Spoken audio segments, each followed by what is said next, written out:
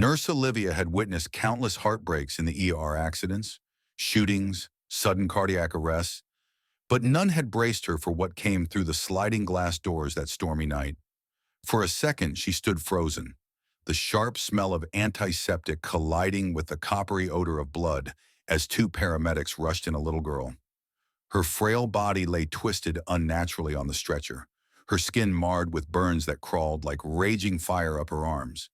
Her swollen face was streaked with blood and tears, her eyes barely open, glazed with shock. Each faint, ragged breath warned Olivia that life was dangling by the thinnest thread.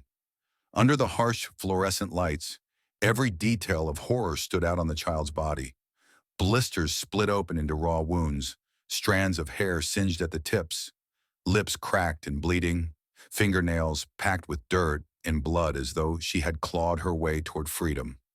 Olivia's heart pounded painfully as she rushed forward, snapping on gloves, her voice trembling as she shouted orders to the staff to ready the trauma bay.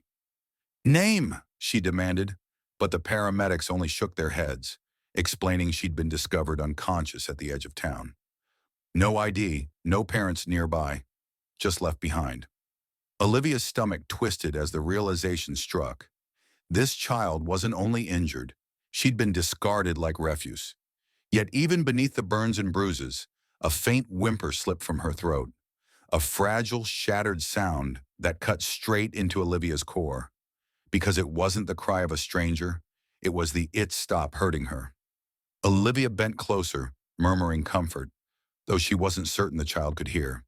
"You're safe now, sweetheart. I've got you." Yet deep inside, she knew safety was an illusion because someone had done this on purpose, and people cruel enough to torture a disabled child this severely didn't simply stop. They grew worse. The girl's small hands quivered, fingers curling tight as though grasping invisible ropes. And Olivia's eyes caught the deep, raw grooves circling the girl's wrists, ligature marks, proof of restraint. The realization sent a chill racing through her, because this wasn't an accident. She had been bound, held down, tortured. The image of what she must have endured in the hours before collapsing into this hospital bed clawed at Olivia with a brutality that stole her breath. She blinked back tears as she hooked up the monitors, eyes fixed on the jagged green line tracing the child's heartbeat. Monitor spiking, then faltering. The machine shrieked in frantic rhythm, mirroring Olivia's own panic. Amid the chaos, doctors rushing, nurses calling out vitals, lines being placed, the trauma team battling to stabilize her, Olivia's mind clung to one unbearable question. Who could inflict this on a child? And why had no one stopped it? That unanswered question hung thick in the room, heavier than the disinfectant fumes, because it hinted at complicity, silence, neighbors, or friends or family who had noticed the signs yet chosen not to intervene. And as Olivia's trembling fingers grazed the girl's blistered cheek, she made a silent vow. This story would not fade into another forgotten case buried in hospital records. She didn't yet know the child's name, her past, or the monster who had left her broken. But she knew this. The truth would surface. And until that day, the girl had Olivia, a stranger who already felt like a guardian standing between her and the darkness that had nearly consumed her.